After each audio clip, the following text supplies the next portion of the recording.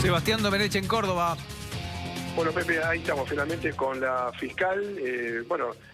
Doctora, ¿esto es una sorpresa para usted también? Más allá de que, obviamente, justo el pedido que había hecho usted en los alegatos, pero ¿es una sorpresa igual?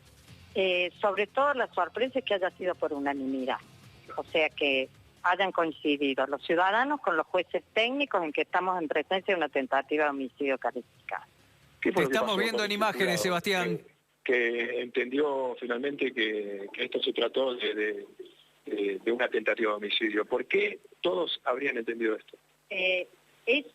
Eso habla de que el derecho se puede bajar al entendimiento de la ciudadanía. O sea, todos estos conceptos tan finos acerca de la variable entre la intención de lesionar y de matar, que se expresaron en la sala de audiencia, llegaron a los jurados y los captaron de tal manera que su voto coincidió con el de los jueces técnicos.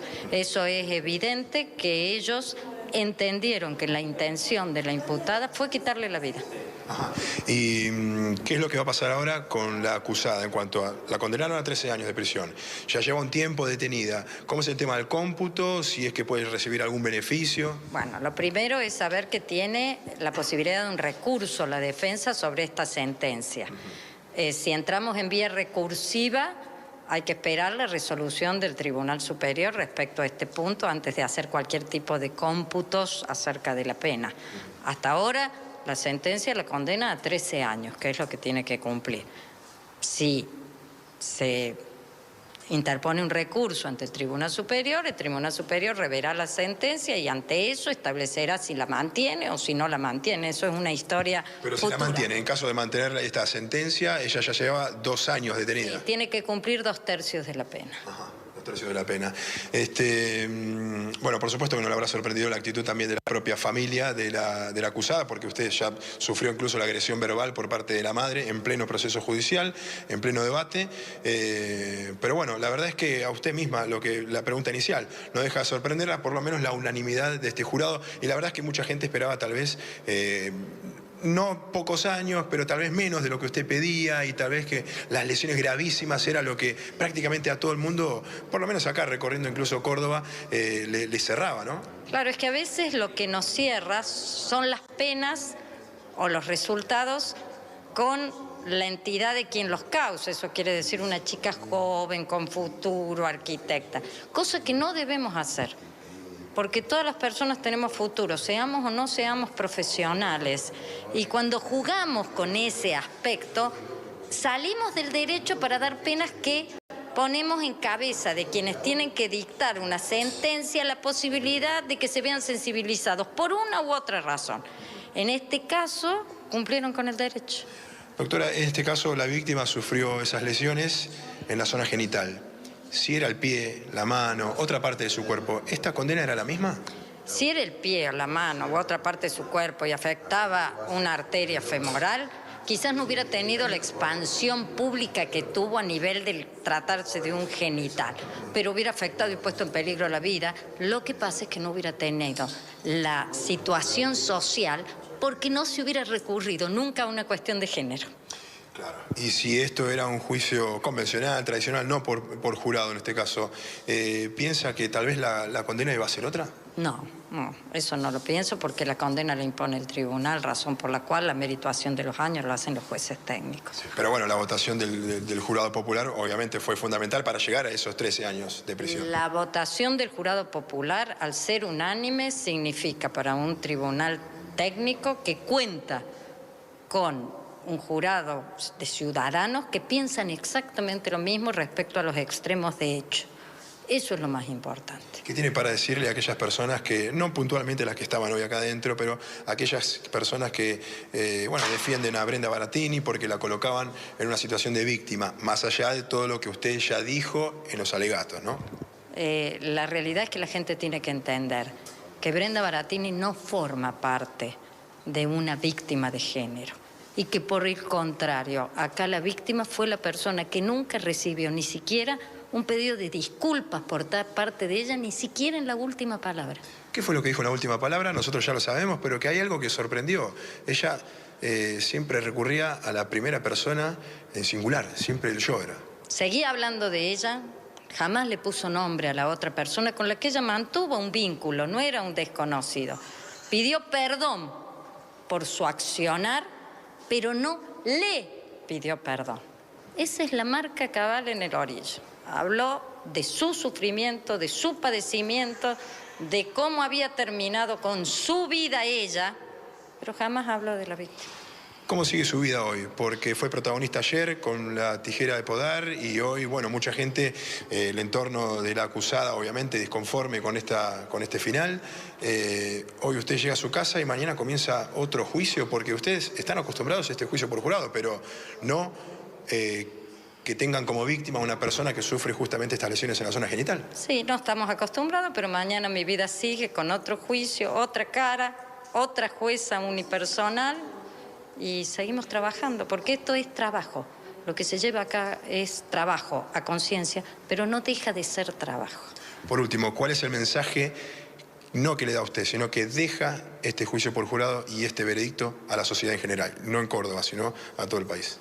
Sobre todo creo que el mensaje que tiene que ser, especialmente en el abordaje de la violencia de género, el tratamiento de la cuestión de género, es que las mujeres, me incluyo en ellas, no queremos tomar el lugar de los hombres. No vamos de ser víctimas a ser victimarios. No nos reivindicamos así. Las mujeres nos empoderamos para buscar un equilibrio, no un desequilibrio. Acá no cambian los roles. Lo importante es que no haya más víctimas. Eso es lo importante. Si generamos más Fernández sobre texto de violencia de género, lo único que hacemos es cambiarle la cara a las víctimas, pero la seguimos teniendo. Por último, repásenos bien la acusación finalmente por la cual recibe estos 13 años de prisión. ¿Es la tentativa de homicidio calificado también por la relación de pareja? No, el tribunal solo acogió la agravante por la alevosía. Desconozco lo del vínculo, cuáles son los fundamentos, porque no se dan hasta dentro de 15 días. ¿Y la cuestión civil, el dinero? Y la cuestión civil yo no entro porque yo represento al Estado, pero acogió en un 95%, según escuché, el pedido de la parte civil. Que era un poco más de 2 millones de pesos lo que estaban pidiendo. Sí, no, yo no intervengo en la parte civil, así que no sé cómo radica el pedido, pero sí sé que las cortas se cargaron con esa viabilidad. Muchas gracias, doctora. Por nada. Bueno, testimonio entonces de la fiscal que, como decíamos antes, ¿no? Ella fue obviamente una de las protagonistas naturales de este caso por su alegato, por ser la fiscal obviamente, pero en este caso muy puntual su personalidad, su forma de hablar, cómo le llegó al jurado, porque en definitiva se trata de eso, ¿no? Cómo le llegó al jurado con su mensaje ayer con la tijera en mano. Bueno, evidentemente tuvo mucho efecto, por lo menos para que ellos entiendan qué fue lo que realmente pasó, según primero la fiscal y según ellos después en este análisis que duró casi, bueno, más de 2 horas, en realidad casi 3 horas, en la que estuvimos esperando afuera justamente la deliberación del jurado. Se decidieron y por unanimidad dijeron que esto fue una tentativa de homicidio agravado por la alevosía, algo que no estaba en discusión, la alevosía, y finalmente los 13 años de prisión como pedía la fiscal.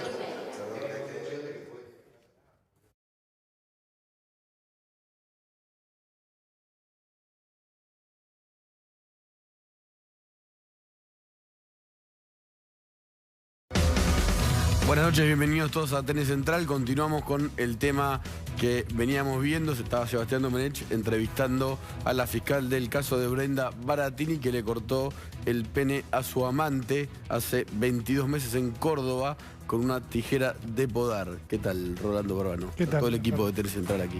Muy buenas tardes. Un fallo sorprendente en algún punto porque había todo un debate alrededor de la calificación legal. No estaba en duda aquí que Brenda Baratini el 25 de noviembre de 2017 le intentó cortar el pene a su amante, a Sergio, este hombre a quien no se ha identificado del todo públicamente, justamente porque ha sufrido consecuencias muy graves. Además de lo que le ha pasado físicamente, tiene un trauma psicológico muy fuerte. Acá lo que estaba en juego era si se iba a considerar esto como un intento de asesinato, que fue lo que finalmente dijo el jurado que ocurrió, un intento de asesinar a la víctima, o si se lo iba a tomar como un caso de lesiones gravísimas, por supuesto, porque dejaron una consecuencia permanente en la salud de la víctima. Quizás si no hubiera sido un jurado popular, quizás el fallo hubiera sido otro. Esto es un poco la materia del debate y también muy interesante todo lo que se dio alrededor de este juicio, donde hubo organizaciones feministas que apoyaron a Brenda Baratini en las audiencias antes de comenzar el juicio. Incluso ha habido un hashtag en Twitter que es "Te entiendo, Miki", le decían Miki a Brenda, Brenda Micaela, su apodo es Miki. Mujeres diciendo, la entendemos, ella es una víctima de esta situación, una situación donde ella acaba de ser condenada a 13 años de cárcel por intentar matar a su amante. Rolo, vamos a sumarlo a Seba Domenech, que está allá, y en relación a esto que nos contaba recién Rolo Barbano y a todos los debates que suscitó este caso, Sebas, te quería hacer algunas preguntas. En principio, repasemos la estrategia en su momento de la propia Brenda en su defensa fue apelar a la idea de una extorsión, digamos, de que este amante de ella de alguna manera la chantajeaba con dar a conocer imágenes íntimas, ¿no? Sí, pero antes también, Caro, la idea de ella, lo que planteó de entrada cuando ocurrió el hecho, era que abuso. Ella había sido víctima de un intento de abuso, de un intento de violación por parte de un desconocido. Y en ese momento, cuando todo el mundo trataba como violador a quien hoy es la víctima, bueno, todavía le creían a ella, aunque horas después del hecho quedó detenida, tuvo que reconocer todo lo que había pasado, que había conexión entre ellos, que eran amantes. De hecho, después del ataque ella intentó arrebatarle el teléfono celular a la víctima y la víctima, imaginémosla, tratando de contener el sangrado que tenía a sus partes íntimas y además reteniendo el celular para que no se lo robe la atacante, ¿no? Ella dijo, estoy arrepentida. Sí, pero por lo que vimos, ella aprendió apenas esas palabras para el momento de sus últimas palabras. El hecho del arrepentimiento que no tuvo en todo el debate, que no tuvo en todo este proceso judicial, apenas lo tuvo en sus últimas palabras de hoy, repitiendo 2 o 3 veces lo mismo, pero siempre también lamentándose desde la primera persona del singular. Yo arruiné mi vida, yo hice esto y estaba arrepentida, pero no, como decía la fiscal, sin nombrar a la víctima, sin no empatía. Estaba arrepentida de lo que le había hecho la víctima, sin empatía de lo que había hecho, sino porque ella estaba en la cárcel, ¿no? Claro, es muy interesante, recién es muy buena la entrevista que le hiciste a la fiscal de verdad, Sebas, y lo quiero acá sumar a Rolo, porque también hay muchas veces una estrategia de la construcción del victimario más incómodo, ¿no? Una chica con su vida por delante, con una carrera universitaria, que si tengo bien entendido también estaba estudiando ahora otras carreras, ¿no? Como de alguien que no encajaba con el perfil de alguien que podía pasar el resto de sus 13 años de vida en la cárcel, ¿no? Así es, como decía recién Sebastián, siempre se intentó construir a sí misma a Brenda Baratini como una víctima. En el primer momento, lo contaba recién Sebastián, el 25 de noviembre de 2017, cuando ella llama a su novio para decirle que había ocurrido algo en su departamento, le dijo, me quisieron violar, hubo un violador aquí que me atacó. Cuando el novio fue a la casa, ella le dio un bisturí y le dijo, matalo al hombre que me acaba de violar. Esta hipótesis, esta versión que ella trató de montar, se terminó cayendo por su propio peso. El novio fue uno de los que sostuvo la creencia hasta el último momento, hasta que un abogado de ella le reveló que en realidad había una relación previa entre la víctima y Brenda, que era la victimaria, no la víctima en todo esto. Cuando se produjo este planteo y se cayó lo de la violación, ella empezó a plantear una supuesta situación de violencia de género, una violencia de género que se habría sostenido, según la hipótesis que ella trató de plasmar en el juicio, en la supuesta difusión por parte de Sergio, de su amante, de un video íntimo que habían grabado y que ella quería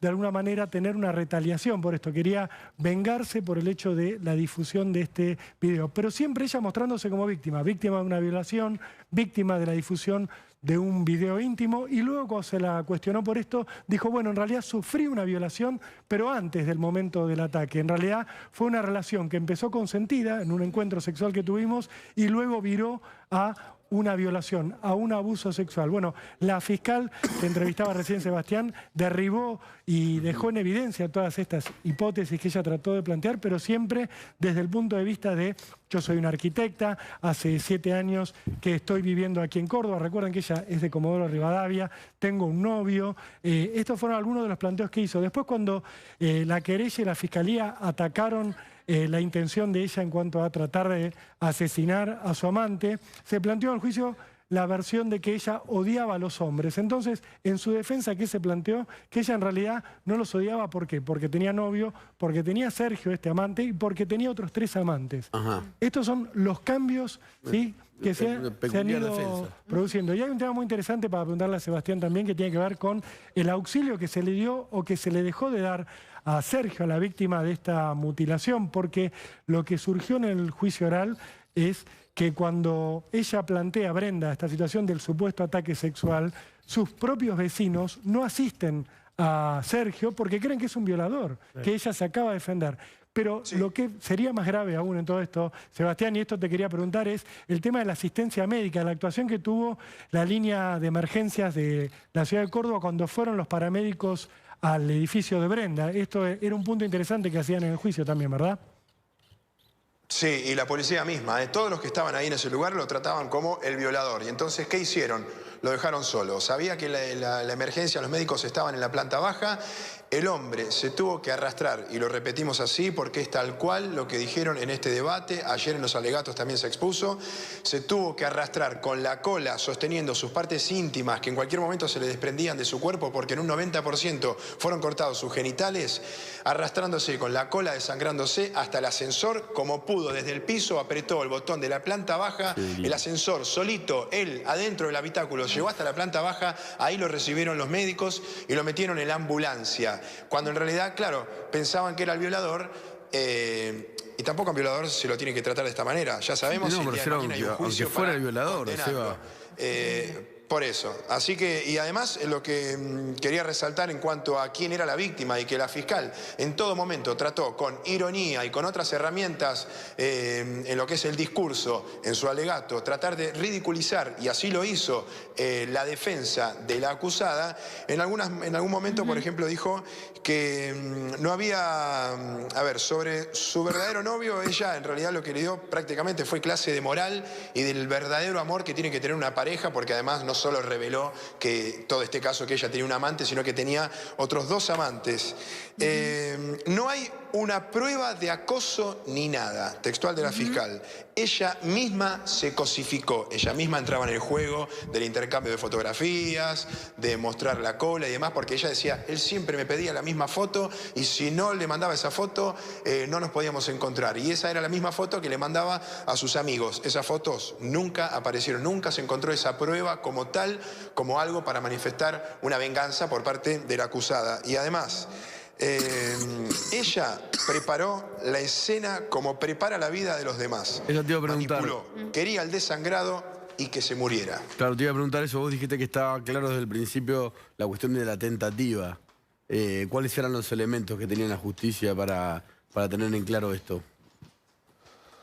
Sí, en realidad hasta yo mismo pensaba que esto terminaba en lesiones gravísimas y que la tentativa de homicidio iba a costar demostrarlo o iba a costar que el jurado entienda eso. La tentativa de homicidio se da, y ahí es donde se da el cambio de acusación, que termina todo esto en un juicio por jurado, porque antes era un debate, un juicio tradicional, convencional.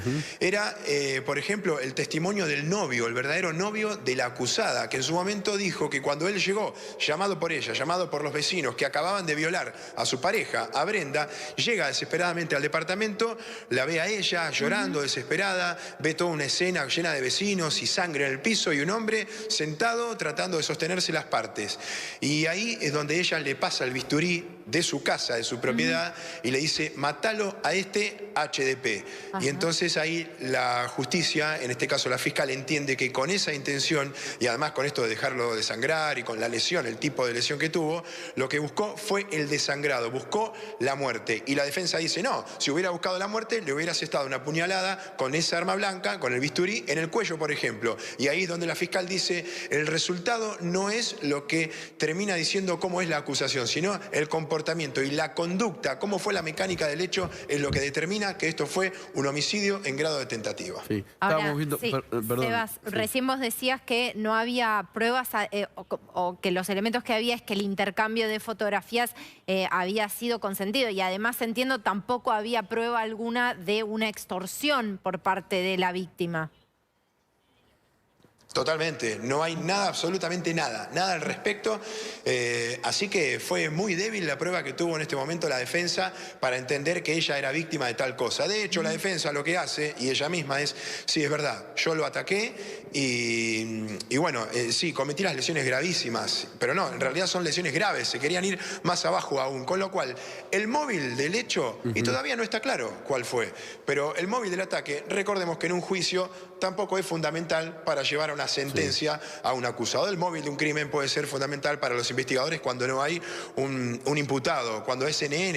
En este caso se sabía cómo había sido el ataque, se sabía quién era la víctima real, con lo cual desde ese aspecto pelear desde la violencia de género era muy débil de parte de ella y aprovechó obviamente ese momento la fiscal, ¿no? Ahora, es impresionante la imagen, ahí la estamos viendo de cuando mostraban esa tijera de podar. Algunas de las imágenes realmente son muy brutales, las descripciones del hecho. Pienso en las cosas que suceden con un juicio por jurado, ¿no? Ya ha habido otros antecedentes, pero en este tipo de casos esa posibilidad, Rolo, de quizás establecer la empatía con lo que está sucediendo es muy singular en este tipo de juicios. Hay que entender que en un juicio por jurados lo que prima es lo emocional, porque no estás ante jurados técnicos, ante jueces que, si se quiere, ya están curtidos desde lo emocional para hablar en materia penal y que se guían más por la evaluación racional de las pruebas. Un jurado popular es un jurado que se guía por lo que va sintiendo, por las emociones. La fiscal, sabiendo esto, ayer durante los alegatos, lo contaba Sebastián, la imagen es muy elocuente, tomó la tijera de podar y la mostró ante el jurado y fue muy notable la cara que pusieron los jurados cuando ella cierra estas tijeras y se escucha el ruido. Recordemos que Brenda Baratini le tendió una trampa a Sergio, lo invitó a su departamento para tener un encuentro sexual. En ese encuentro sexual hubo un juego donde ella le tapó los ojos con un tapaojos de terciopelo, ¿sí? Diciéndole, te voy a practicar sexo de una manera diferente. Intentó atarlo, según lo que se escuchó en el juicio. Él se negó, pero sí estaba con los ojos vendados. Y mientras estaba en esta situación Sergio, la víctima, Brenda comenzó a practicarle sexo oral, pero en un momento tomó la tijera de podar y trató de seccionarle los testículos y el pene. Le generó una lesión del 90%. Sebastián, fue muy fuerte también lo que se dijo en el juicio sobre cómo es la vida ahora de Sergio, de la víctima, ¿no? Las secuelas con las que él ha quedado y cómo lidia con todo esto. Sí, porque sin entrar en detalles, todavía parte de su órgano no está recuperado, por supuesto, no solo desde la cuestión física y estética, sino también desde su funcionamiento. Y además, otra cosa, él depende de la medicina hoy por hoy y no se sabe qué es lo que va a pasar mañana. Es un tipo de lesión que hoy la fiscal lo explicaba. Van a pasar años para saber si él el resto de su vida va a poder estar 100% en ese sentido. Entonces, que no eran lesiones gravísimas, y también era una gran discusión. Las lesiones gravísimas es cuando la medicina misma no lo puede solucionar. Y tal vez este es el caso, ni hablar de lo que ocurre psicológicamente para esta persona. Obviamente que cuando ahora intente restablecer una relación íntima con alguna persona, él mismo dijo que es el momento donde psicológicamente yo pienso que voy a sufrir lo mismo. Él declaró en el juicio, Seba. Sí, declaró en el juicio, por supuesto en las dos etapas, en el juicio, en la etapa anterior y ahora en el juicio por jurado, el único momento en el cual se lo vio en este debate, porque después, claro, trató de irse, evitar a los medios y lamentablemente, pobre para él, más allá de esto, la ciudad en algunos lados apareció totalmente empapelada por afiches que lo acusaban como el violento, obviamente por parte de las personas que defienden a la acusada. Tuve la suerte en los últimos tiempos de cubrir distintos juicios por jurado, más que nada la mayoría en la provincia de Buenos Aires. Acá la provincia de Córdoba es casi como la provincia experta en este tipo de debates. Hace años. Y en cada final siempre voy al fiscal a preguntarle, ¿el juicio por jurado es justo realmente? Y todos tienen la misma frase. Dicen, es el tipo y la modalidad de juicio que más se acerca a la justicia. Es interesante lo que decís, Sebas. ¿Se generó algún tipo de accidente, incidente allí después de la lectura del veredicto? Sí, vos sabés que bueno, hubo un vidrio roto, rompieron un vidrio, uno de los integrantes del entorno, de la familia, de la acusada, la madre que entró en shock, también empezó a gritar con los medios, ni hablar de que no se quería ni acercar, porque nosotros éramos los amarillistas, los que buscábamos el morbo, porque buscábamos todo lo que ella venía diciendo, pero bueno, las características del caso hizo que, más allá de que obviamente por ser la zona genital y el tipo de característica de ataque, acá había una cuestión de lucha de género que estaba enfocada desde un punto de vista totalmente errado, tal como lo dijo la fiscal. Por eso también era otro condimento y elemento de este caso que hacía que los medios cubrieran a nivel nacional este caso. Entonces, eso le daba bronca al entorno de la víctima, de la acusada. Después, obviamente, lo que ya dijimos, que ella era la víctima, seguían diciendo, siguieron viniendo en cada una de las jornadas. En la puerta siempre estuvieron con bueno, algunas pancartas y demás manifestándose. Hoy había un poco más de personas en la calle directamente, pero bueno, la impotencia hizo que hubiera algunas corridas, la intervención de la policía y por lo menos un demorado. No sabemos qué pasa con esta persona, pero es una de las personas que causó algunos daños. En la previa también, la madre de la acusada es la que insultó a la fiscal en pleno juicio, así que en un momento la expulsaron y la dejaron en la puerta de los tribunales. No podía entrar, hasta que en el día de ayer en los alegatos de la defensa la dejaron pasar y hoy también. Sí, es muy impresionante lo que decís también respecto de cómo se instala un debate, incluso desde una estrategia de defensa que no tiene ningún elemento para instalarlo. Y yo me preguntaba cuánto daño a veces hacen estas estrategias a las causas en las que sí, por supuesto, hay que discutir incluso nuevos delitos contra la intimidad, porque hay muchísimas mujeres que los sufren. Totalmente. Pero cuando se bastardea de esta manera y se utiliza sin elementos, realmente es un daño grande, ¿no? Sobre todo por la notoriedad del caso. Claro. Sí, así es, porque es una banalización de una causa muy justa, que es la de la lucha contra la violencia de género.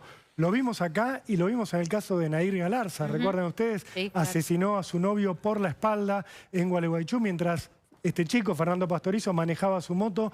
Ella le disparó, lo remató en el piso y luego intentó plantear como defensa una supuesta situación previa de violencia de género, una suerte de conducta de defensa en cuanto a la consumación del asesinato. A mí me interesaba, Sebastián, preguntarte también por el tema del vínculo, porque la acusación de la fiscal contemplaba dos agravantes. Por un lado, que era una tentativa de homicidio calificado por la alevosía, es decir, por el hecho de que la víctima no pudo defenderse, pero por el otro lado, por el tema del vínculo, un vínculo que la defensa negaba. La defensa dijo solo tenían una situación de relaciones sexuales ocasionales. ¿Qué pasó finalmente con eso? ¿Se definió, se define hoy o hay que esperar algún pronunciamiento futuro sobre el tema del agravante?